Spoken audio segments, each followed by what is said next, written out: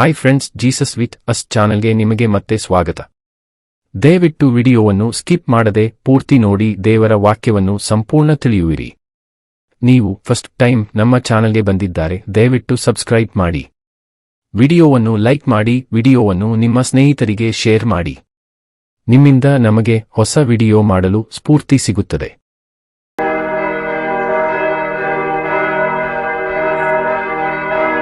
ಯೆಶಾಯನ ಪ್ರವಾದನ ಗ್ರಂಥ ಅಧ್ಯಾಯ 29.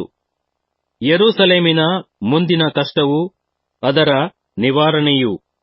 ಅಯ್ಯೋ, ಅರಿಯೇಲೇ, ಅರಿಯೇಲೇ, ದಾವೀದನು ಸೈನ್ಯ ಸಮೇತನಾಗಿ ವಾಸಿಸಿದ ಪಟ್ಟಣವೇ, ನಿನ್ನ ಗತಿಯನ್ನು ಏನು ಹೇಳಲಿ?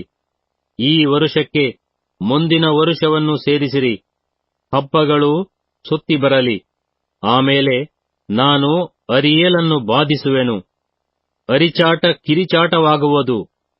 ಆ ಪಟ್ಟಣವು ನನಗೆ ಅರಿಯೇಲಾಗಿಯೇ ಪರಿಣಮಿಸುವುದು. ನಾನು ನಿನ್ನ ಸುತ್ತಲೂ ದಂಡಿಳಿಸಿ ನಿನಗೆ ವಿರುದ್ಧವಾಗಿ ಕೊತ್ತಲ ಕಟ್ಟಿ ದಿಬ್ಬ ಹಾಕಿ ನಿನ್ನನ್ನು ಮುತ್ತುವೆನು. ನೀನು ಕುಗ್ಗಿ ಭೂಮಿಯೊಳಗಿಂದ ಮಾತಾಡುವಿ. ನಿನ್ನ ನುಡಿಯು ಮಣ್ಣಿನೊಳಗಿಂದ ಸಣ್ಣ ಸ್ವರವಾಗಿ ಹೊರಡುವುದು. ನಿನ್ನ ಧ್ವನಿಯು ಪ್ರೇತದ ಧ್ವನಿಯಂತೆ ನೆಲದೊಳಗಿಂದ ಬರುವುದು. ನಿನ್ನ ನುಡಿಯು ಧೂಳಿನೊಳಗಿಂದ ಲೊಚಗುಟ್ಟುವುದು. ಗುಂಪು ಗುಂಪಾಗಿ ಕೂಡಿರುವ ನಿನ್ನ ಶತ್ರುಗಳು ಸೂಕ್ಷ್ಮ ಧೂಳಿಯಂತೆಯೂ ತಂಡೋಪತಂಡವಾಗಿ ಬಂದಿರುವ ಭಯಂಕರರು ಹಾರಿ ಹೋಗುವ ಹೊಟ್ಟಿನ ಹಾಗೂ ಆಗುವರು. ತಟ್ಟನೆ ಕ್ಷಣದಲ್ಲಿ ಲಯ ಹೊಂದುವರು. ಸೇನಾಧೀಶ್ವರನಾದ ಯೆಹೋವನು ಗುಡುಗು, ಭೂಕಂಪ, ಮಹಾಶಬ್ದ, ಬಿರುಗಾಳಿ, ಚಂಡಮಾರುತ, ದಹಿಸುವ ಅಗ್ನಿಯ ಜ್ವಾಲೆ ಇವುಗಳ ಮೂಲಕ ಆ ನಗರಿಯನ್ನು ರಕ್ಷಿಸುವನು. ಅರಿಯೇಲಿನ ಮೇಲೆ ಹೋರಾಡಿ ಅದಕ್ಕೂ ಅದರ ಕೋಟೆಗೂ ವಿರುದ್ಧವಾಗಿ ಯುದ್ಧ ಮಾಡಿ ಬಾಧಿಸುವ ಸಕಲ ಜನಾಂಗಗಳ ಗುಂಪು ಕನಸಿನಂತೆ, ರಾತ್ರಿಯ ಸ್ವಪ್ನದ ಹಾಗೆ ಮಾಯವಾಗುವುದು. ಹಸಿದವನು ಕನಸು ಕಂಡು ಆಹಾ, ಉಣ್ಣುತ್ತೇನೆ ಎಂದುಕೊಂಡಂತಾಗುವುದು. ಎಚ್ಚೆತ್ತಾಗ ಅವನ ಹೊಟ್ಟೆ ಬರಿದೇ. ಬಾಯಾರಿದವನು ಸ್ವಪ್ನದಲ್ಲಿ ಇಗೋ ಕುಡಿಯುತ್ತೇನೆ ಎಂದುಕೊಂಡ ಹಾಗೂ ಆಗುವುದು. ನಿದ್ರೆ ತಿಳಿದಾಗ ಬಳಲಿ ನೀರನ್ನು ಬಯಸುವನು. ಚೀಯೋನ್ ಪರ್ವತಕ್ಕೆ ವಿರುದ್ಧವಾಗಿ ಹೋರಾಡುವ ಸಕಲ ಜನಾಂಗಗಳ ಗುಂಪಿಗೆ ಈ ಗತಿಯಾಗುವುದು. ಯೆರೂಸಲೇಮಿನ ಮೂಢಭಕ್ತಿ. ನಿಮ್ಮನ್ನು ನೀವೇ ಬೆರಗು ಮಾಡಿಕೊಂಡು ಬೆರಗಾಗಿರಿ, ಕುರುಡು ಮಾಡಿಕೊಂಡು ಕುರುಡರಾಗಿರಿ. ಇವರು ಅಮಲೇರಿದ್ದಾರೆ, ದ್ರಾಕ್ಷಾರಸದಿಂದಲ್ಲ, ಓಲಾಡುತ್ತಾರೆ, ಮದ್ಯದಿಂದಲ್ಲ. ಯೆಹೋವನು ನಿಮ್ಮ ಮೇಲೆ ಗಾಢ ನಿದ್ರೆಯನ್ನು ಬರಮಾಡಿ ಪ್ರವಾದಿಗಳೆಂಬ ಕಣ್ಣುಗಳನ್ನು ಮುಚ್ಚಿ ದಿವ್ಯದರ್ಶಿಗಳೆಂಬ ತಲೆಗಳಿಗೆ ಮುಸುಕು ಹಾಕಿದ್ದಾನಷ್ಟೇ. ದೈವ ದರ್ಶನವೆಲ್ಲ ಮುದ್ರೆ ಹಾಕಿದ ಶಾಸ್ತ್ರದ ಮಾತಿನ ಹಾಗಿದೆ. ಅದನ್ನು ಅಕ್ಷರ ಬಲ್ಲವನಿಗೆ ದಯಮಾಡಿ ಓದೆಂದು ಒಪ್ಪಿಸಿದರೆ ಅವನು ಮುದ್ರೆ ಹಾಕಿದೆಯಲ್ಲ, ಆಗುವುದಿಲ್ಲ ಅನ್ನುವನು. ಅಕ್ಷರವಿಲ್ಲದವನಿಗೆ ದಯವಿಟ್ಟು ಓದೆಂದು ಒಪ್ಪಿಸಿದರೆ ಅವನು ನನಗೆ ವಿದ್ಯೆಯಿಲ್ಲ ಅನ್ನುವನು. ಮತ್ತು ಯೆಹೋವನು, ಈ ಜನರು ಮಾತಿನಿಂದ ನನ್ನನ್ನು ಸಮೀಪಿಸಿ ತುಟಿಯಿಂದ ನನ್ನನ್ನು ಸನ್ಮಾನಿಸುತ್ತಾರೆ, ಮನಸ್ಸನ್ನೋ ದೂರ ಮಾಡಿಕೊಂಡು ಬಾಯಿ ಪಾಠವಾಗಿ ಕಲಿತಿರುವ ಮನುಷ್ಯರ ಆಜ್ಞೆಗೆ ಸರಿಯಾದ ಭಯಭಕ್ತಿಯನ್ನು ಮಾತ್ರ ನನ್ನಲ್ಲಿಟ್ಟಿದ್ದಾರೆ.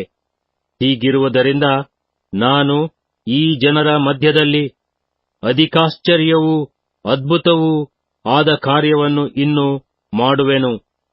ಇವರ ಜ್ಞಾನಿಗಳ ಜ್ಞಾನವು ಅಳಿಯುವುದು, ವಿವೇಕಿಗಳ ವಿವೇಕವು ಅಡಗುವುದು ಎಂದು ಹೇಳಿದನು. ಯಹೂದ ಐಗುಪ್ತಗಳ ಒಪ್ಪಂದ. ಮಂತ್ರಾಲೋಚಕರ ಉಪಾಯವೂ ಯೆಹೋವನ ಕೃಪೆಯ ಉದ್ದೇಶವೂ.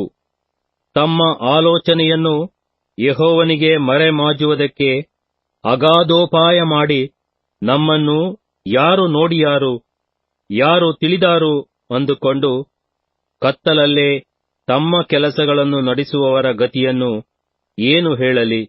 ಅಯ್ಯೋ, ನೀವು ಎಂಥ ಮೂರ್ಖರು!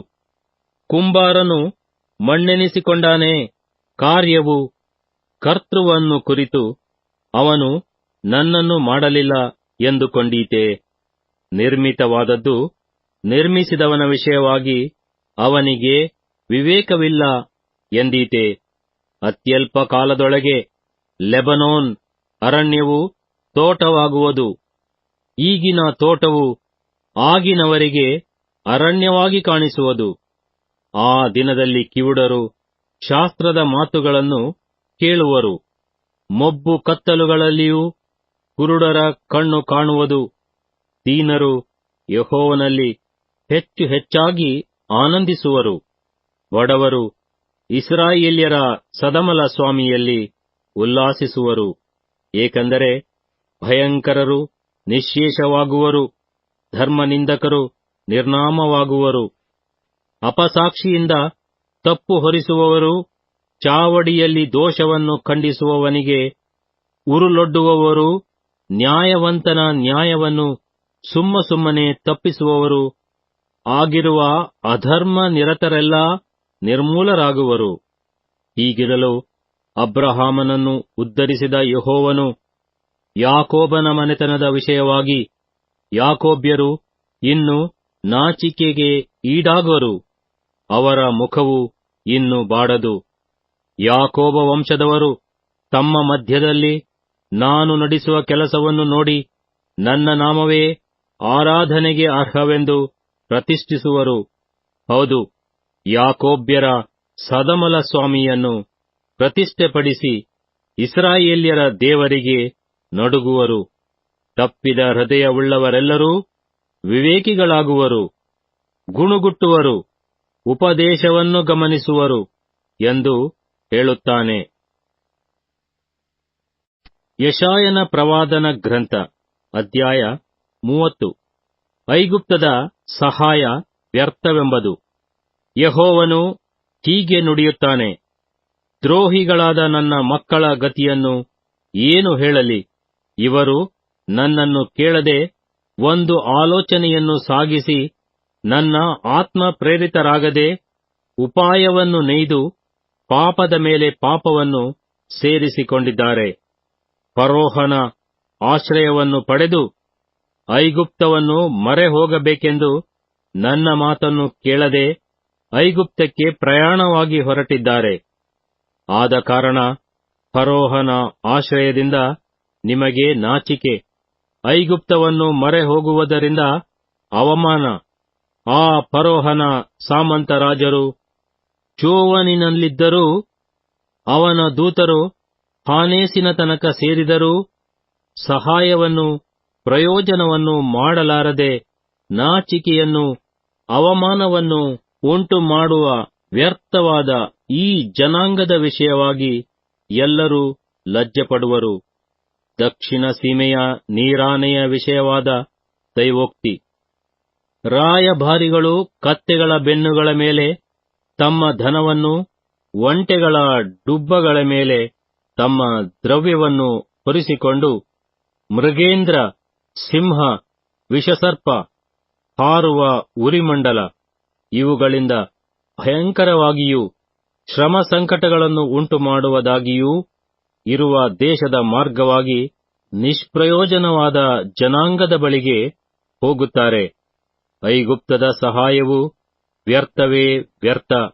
ಆದದರಿಂದ ನಾನು ಅದಕ್ಕೆ ಸುಮ್ಮನೆ ಬಿದ್ದಿರುವ ಜಂಬದ ಮೃಗವೆಂದು ಹೆಸರಿಟ್ಟಿದ್ದೇನೆ. ಐಗುಪ್ತದ ಆಶ್ರಯದಿಂದಾಗುವ ದುರ್ಗತಿ. ಯೆಹೋವನು ನನಗೆ ಹೀಗೆ ಹೇಳಿದನು, ನೀನೀಗ ಮನೆಗೆ ಹೋಗಿ ಈ ಮಾತು ಮುಂದಿನ ಕಾಲದಲ್ಲಿ ಶಾಶ್ವತ ಸಾಕ್ಷಿಯಾಗಿರುವಂತೆ ಇವರೆದುರಿಗೆ ಹಲಿಗೆಯ ಮೇಲೆ ಕೆತ್ತು ಪುಸ್ತಕದಲ್ಲಿ ಬರೆ. ಇವರು ದ್ರೋಹದ ಜನಾಂಗದವರು, ಮೋಸದ ಸಂತಾನದವರು, ಯೆಹೋವನ ಉಪದೇಶವನ್ನು ಕೇಳಲೊಲ್ಲದ ಸಂತತಿಯವರಷ್ಟೇ. ಇವರು ದಿವ್ಯದರ್ಶಿಗಳನ್ನು ಕುರಿತು ನಿಮಗೆ ದರ್ಶನವಾಗದಿರಲಿ ಅನ್ನುತ್ತಾರೆ ಮತ್ತು ಸಾಕ್ಷಾತ್ಕಾರಿಗಳಿಗೆ ನಮಗಾಗಿ ನ್ಯಾಯವಾದವುಗಳನ್ನು ಸಾಕ್ಷಾತ್ಕರಿಸಬೇಡಿರಿ, ನಯವಾದವುಗಳನ್ನು ನಮಗೆ ನುಡಿಯಿರಿ, ಮಾಯವಾದವುಗಳನ್ನೇ ಸಾಕ್ಷಾತ್ಕರಿಸಿ ನೀವು ಹಿಡಿದಿರುವ ಮಾರ್ಗದಿಂದ ತೊಲಗಿರಿ, ನಿಮ್ಮ ದಾರಿಗೆ ಓರೆಯಾಗಿರಿ. ಇಸ್ರಾಯೇಲ್ಯರ ಸದಮಲ ಸ್ವಾಮಿಯನ್ನು ನಮ್ಮ ಮುಂದೆ ನಿಲ್ಲದ ಹಾಗೆ ಮಾಡಿರಿ ಎಂದು ಹೇಳುತ್ತಾರೆ. ಆದ ಕಾರಣ ಇಸ್ರಾಯೇಲ್ಯರ ಸದಮಲ ಸ್ವಾಮಿಯು ಹೀಗನ್ನುತ್ತಾನೆ, ನೀವು ಈ ಮಾತನ್ನು ಅಸಡ್ಡೆ ಮಾಡಿ ಬಲಾತ್ಕಾರ ಕುಯುಕ್ತಿಗಳನ್ನು ನಂಬಿ ಅವುಗಳನ್ನೇ ಆಧಾರ ಮಾಡಿಕೊಂಡದರಿಂದ ಎತ್ತರವಾದ ಗೋಡೆಯ ಒಂದು ಭಾಗವು ಬೊಗ್ಗುತ್ತಾ ತಟ್ಟನೆ ಕ್ಷಣ ಮಾತ್ರದಲ್ಲಿ ಕವಚಿಕೊಳ್ಳುವ ಹಾಗೆ ನಿಮ್ಮ ಅಪರಾಧವು ನಿಮಗೆ ಅಪಾಯಕರವಾಗುವುದು. ಉರಿಯಿಂದ ಕೆಂಡವನ್ನು ತೆಗೆಯುವುದಕ್ಕಾಗಲಿ, ಬಾವಿಯಿಂದ ನೀರನ್ನು ಗೋಚುವುದಕ್ಕಾಗಲಿ ಬೋಕಿಯ ತುಂಡುಗಳಲ್ಲಿ ಒಂದೂ ಉಳಿಯದಂತೆ ಒಬ್ಬನು ಕುಂಬಾರನ ಗಡಿಗೆಯನ್ನು ಚೂರು ಚೂರಾಗಿ ಒಡೆದು ಬಿಡುವ ರೀತಿಯಲ್ಲಿ ಆತನು ಆ ಗೋಡೆಯನ್ನು ಒಡೆದು ಬಿಡುವನು. ಇಸ್ರಾಯೇಲ್ಯರ ಸದಮಲ ಸ್ವಾಮಿಯಾಗಿರುವ ಕರ್ತನಾದ ಯೆಹೋವನು, ನೀವು ತಿರುಗಿಕೊಂಡು ಸುಮ್ಮನಿದ್ದರೆ ನಿಮಗೆ ರಕ್ಷಣೆಯಾಗುವುದು, ಶಾಂತರಾಗಿ ಭರವಸದಿಂದಿರುವುದೇ ನಿಮಗೆ ಬಲ ಎಂದು ಹೇಳಿದ್ದರೂ ನೀವು ಒಪ್ಪಿಕೊಂಡಿಲ್ಲ. ನೀವು ಬೇಡವೇ ಬೇಡ, ಕುದುರೆಗಳ ಮೇಲೆ ಓಡುವೆವು ಎಂದುಕೊಂಡದರಿಂದ ಓಡೇ ಹೋಗುವಿರಿ. ನೀವು ವೇಗವಾಗಿ ಸವಾರಿ ಮಾಡುವೆವು ಎಂದುಕೊಂಡದರಿಂದ ವೇಗಿಗಳೇ ನಿಮ್ಮನ್ನು ಅಟ್ಟಿಬಿಡುವರು. ಒಬ್ಬನ ಬೆದರಿಕೆಗೆ 1000 ಜನರು ಓಡುವರು. 5 ಬೆದರಿಸುವುದರಿಂದ ನೀವು ಓಡಿ ಹೋಗುವಿರಿ. ಕಟ್ಟ ಕಡೆಗೆ ಬೆಟ್ಟದ ಶಿಖರದಲ್ಲಿನ ಸ್ತಂಭದ ಹಾಗೂ ಗುಡ್ಡದ ಮೇಗಣ ಕಂಬದಂತೆಯೂ ಒಂಟಿಯಾಗಿ ಉಳಿಯುವಿರಿ. ಯಹೂದ್ಯರ ಮುಂದಿನ ವಿಧೇಯತೆಯು ಸುಸ್ಥಿತಿಯು. ಹೀಗಿರಲು ಯೆಹೋವನು ನಿಮಗೆ ಕೃಪೆ ತೋರಿಸಬೇಕೆಂದು ಕಾದಿರುವನು, ನಿಮ್ಮನ್ನು ಕರುಣಿಸಬೇಕೆಂದು ಉನ್ನತೋನ್ನತನಾಗಿ ಕಾಣಿಸಿಕೊಳ್ಳುವನು. ಯೆಹೋವನು ನ್ಯಾಯ ಸ್ವರೂಪನಾದ ದೇವರು, ಆತನಿಗಾಗಿ ಕಾದಿರುವವರೆಲ್ಲರೂ ಧನ್ಯರು. ಯೆರೂಸಲೇಮಿನಲ್ಲಿ ವಾಸಿಸುವ ಚೀಯೋನಿನ ಜನರೇ, ನೀವು ಇನ್ನು ಆಳುವುದೇ ಇಲ್ಲ. ನೀವು ಕೂಗಿಕೊಂಡ ಶಬ್ದವನ್ನು ಆತನು ಕೇಳಿ ನಿಮಗೆ ಕೃಪೆ ತೋರಿಸೇ ತೋರಿಸುವನು. ಕೇಳಿದ ಕೂಡಲೇ ನಿಮಗೆ ಸದುತ್ತರವನ್ನು ದಯಪಾಲಿಸುವನು. ಕರ್ತನು ಕಷ್ಟವನ್ನೂ ಶ್ರಮವನ್ನೂ ನಿಮಗೆ ಅನ್ನಪಾನಗಳನ್ನಾಗಿ ಕೊಟ್ಟರೂ ನಿಮ್ಮ ಬೋಧಕನು ಇನ್ನು ಮರೆಯಾಗಿರನು. ನಿಮ್ಮ ಬೋಧಕನನ್ನು ಕಣ್ಣಾರೆ ಕಾಣುವಿರಿ.